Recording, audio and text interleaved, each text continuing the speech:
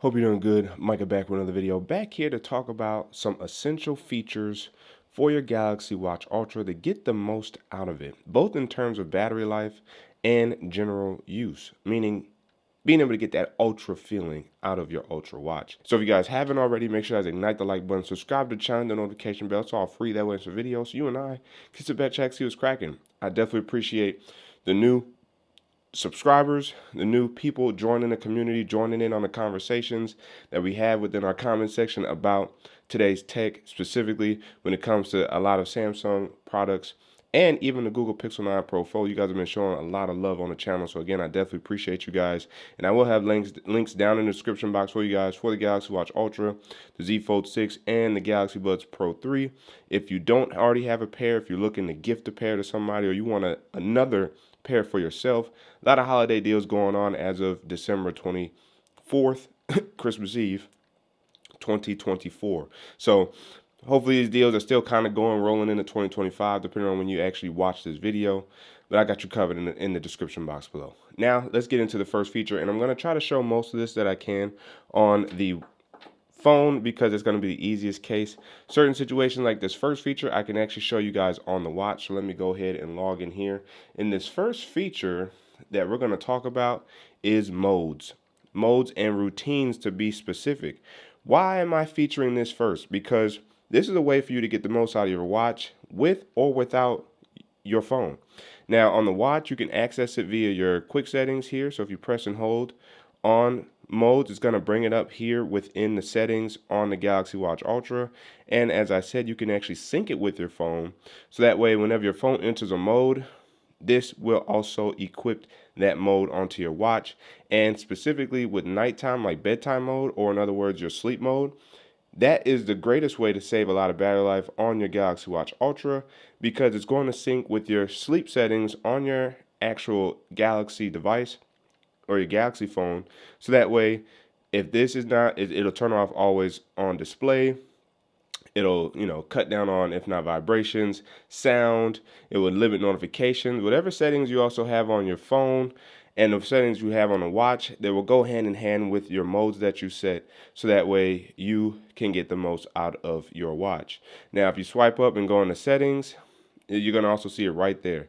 So if you start at the top, you see it's like the second actual setting, and it's modes right here. And the beautiful thing about this is, even if you're running the watch by itself, you can actually set it up on your phone still, so that way no matter what situation or circumstance you're in, it will activate that mode based off of your customization. So that's a great way to get the most out of your watch, is with modes and routines. Now the next one I'm going to show you guys is going to be on the actual phone itself. So let's go ahead and jump into the settings. And for you guys who like to ask about the watch face, that is the watch face right there. It is called the Ultra Info Board.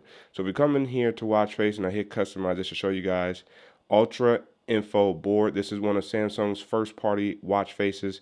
And if you want to find it, you're going to scroll and scroll and scroll until you reach some of the more digital based watch faces, and right here in informative, you see it's the first one here, Ultra Info Board. Of course, I customized it within the settings that Samsung allows you to, which is why mine ended up looking like that.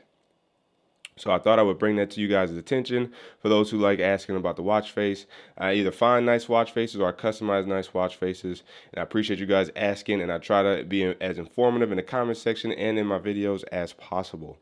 Now, the next setting I wanted to show you guys is right here within display. The reason why I want to show you guys this is because if you want to rock your watch like an actual watch, use adaptive brightness along with always on display. The reason why these two go hand in hand is because it will adjust the brightness of the display according to your ambient lighting. In other words, the lighting that's going on around you. So that way your watch still looks good on the wrist while you're not looking at it. But also when you do end up looking at it and it flashes forward to brighten the screen, and won't overtly or overly brighten the screen. That way you can also still save battery life while still having that nice watch feeling. And so that's why I say keep these two hand in hand, and of course keep your raise to wake on to really take advantage of both of these two features.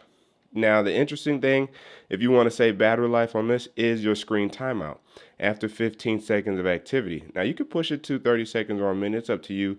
But a lot of times, what happens is because you end up flicking the wrist so often, it kind of eliminates this feature. So, by lowering it to its lowest level, which is 15 seconds, that's another way for you to still save battery life and still maintain that watch feeling with these additional settings for your watch. That way, you don't have to worry about that when rocking your watch on a daily basis.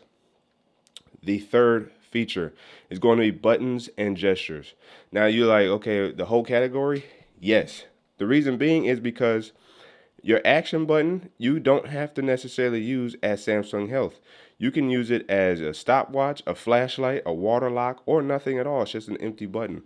But I use it for Samsung Health and I use it for my exercises. And of course, if you want to customize that, you hit settings over here, and then you can actually change what or be specific about what exercise actually starts when you actually open up your exercises within Samsung Health.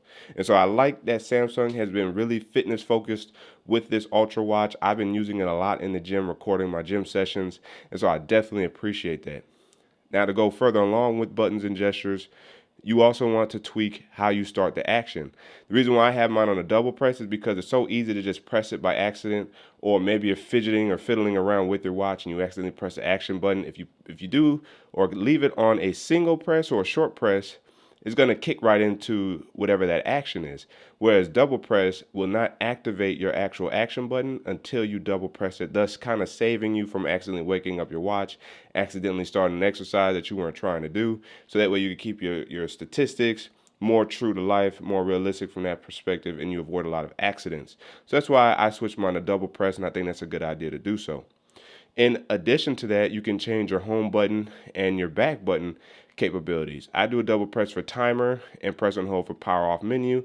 That way it's right at my fingertips if I want to restart or shut off my watch. But also I have a timer ready and active right there on my home button, so that way if I need to time something, if I'm cooking something at the house, if I'm trying to do a workout and I need to just time my rest periods in between exercises, that timer comes in handy. Maybe you're playing games with the family or and friends, and you need a timer for the actual game. Using that functionality with the home button, you can actually use it as a timer. Now, of course, you can actually assign your home buttons double press to anything you well, almost anything you want, such as stuff that you have downloaded on your watch, but things that make sense to you. And I find this to be very, very helpful. You can even use it as a camera controller or to pop up the camera in general. Probably camera controller is probably smarter, but again, you have that customization at your fingertips when it comes to your home button and your back button. And with back button, it's just a short press to go back to previous display or previous screen, or you could do recent apps. Now, I don't do a lot of recent apps on my watch. It's interesting that those are the only two features or options, and I'm surprised they haven't updated that with any more, but it is what it is. The last thing I want to talk about is double pinch. Now, I don't have mine on because I don't use it like that, and it's a great way to save battery life so that way the sensors aren't active. But if you are someone who likes to use double pinch or find yourself, not often hands free, double or I don't even well yeah, I guess you say hand to some degree hands free. Double pinch works because then all you gotta do is this and of course while the watch is activated, you double pinch and it will recognize that gesture and it will help you, you know, confirm certain screens, yes or no on certain screens. And so that's why double pinch is there. I don't use it and it saves me battery life. That's number 4, right? Or I guess that's number 3. Number 4 is actually health. Now, for me, I actually turn my heart rate on every 10 minutes. The reason why I've used this is because it's a great medium between measured continuously and manual. Every 10 minutes seems much more realistic and reasonable because if you're in the gym, it's already working and reading your heart rate if you're activating an exercise, so it's already beating or analyzing your beats as you work out. So outside of that, every 10 minutes makes more sense because most likely you're not doing a lot in 10-minute intervals. And so just getting a nice good glimpse at your heart rate from that perspective makes more sense. And again, you save battery life from the sensor's perspective because it's not constantly trying to read your heartbeat with measuring continuously. But then also, if you do still want to know what's going on with your body or your health tracking. You don't have to always go in and try to do it yourself by kicking it off on manual. Now, if you do manual only, you'll save more battery life. But again, if it's not that big a deal, the middle option is a great option for you to use. And then of course you can adjust your high and low heart rates to give you a notification as to when your heart is beating, unnecessarily too fast or unnecessarily too low. For me, that's usually my general range unless I'm on the bike or if I'm doing heavy cardio where I may jump to 198.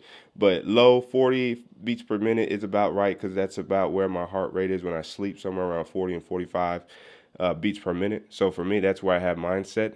But those options are available there. And then, of course, sleep. Mine essentially activates while I'm sleeping. And while I'm sleeping, it does do blood oxygen during sleep. I don't snore, so it kicked it off for me when it realized that, and it will read your skin temperature during your sleep. So I would say take advantage of those sleep functionality or those sleep functions if you do wear your watch to sleep. This is where I definitely hope to get a Galaxy Watch though, because then I could turn a lot of those off on my watch because I'll be wearing my Galaxy Watch to sleep way more often. And then that's a way for me to save more battery life from that perspective because those sensors aren't even nowhere near active on my Galaxy Watch Ultra. And that's pretty much it for the health situation here. I guess the last thing is down here at the bottom, activities to detect and your inactive time. This will help you save battery life as well because those sensors or the watch will know not to try to pay attention to anything during certain periods of time. And so that's what I have going on my watch there, again, to help my watch be as smart as possible since it is a smartwatch, to cater to my needs while also saving battery life and getting the most out of my watch. And last but not least, you're going to find this one to be a funny one, but it is mobile plans. Now you see, as I said, mobile plans. It says set up a mobile plan. I don't have a mobile plan on my Galaxy Watch Ultra, and Samsung only sold these as LTE models, or in other words, you can put data on them. This is really to each his own. If you want to rock your watch by itself or be independent of your phone, using a mobile plan will work because you can still get all your calls and messages and everything forwarded to your watch, and you won't have to worry about that. And you won't have to worry about constantly having your Wi-Fi on because you'll have LTE. And so this will be a great way for your watch to be its own kind of smartphone on your wrist. Now, of course, the caveat or the trade-off is battery life. You do not get that great a battery life when you have LTE constantly activated on your watch. And this is where I say if you're more of a battery hogger, then keep this off or deactivate or cancel your mobile plan on your watch. It doesn't mean you have to cancel it with your carrier unless you want to, but canceling or turning off the mobile plan on your watch will help you save tremendous amounts of battery life. And that's why I use this feature as the last feature, because this is really a make or break for battery life and also a make or break for your watch being a standalone watch and phone outside of your phone. And that's really up to you when it comes to the mobile plan. I don't use it on my watch because, again, battery life, and I always have my phone with me. And even if I didn't, I'm fine just rocking my phone in Bluetooth mode until I reconnect to my watch. I'm fine with my watch being in Bluetooth mode and or connected to Wi-Fi when I'm not near my phone. So that way when they do rejoin together, my data will sync and everything will be fine. So for me, I'm personally fine not using my mobile plan, but again, that's why I throw that feature out there. And those are the features, the essential 5 features or 5 impactful scenarios, or again, features for lack of a better term, that you can use for your Galaxy Watch.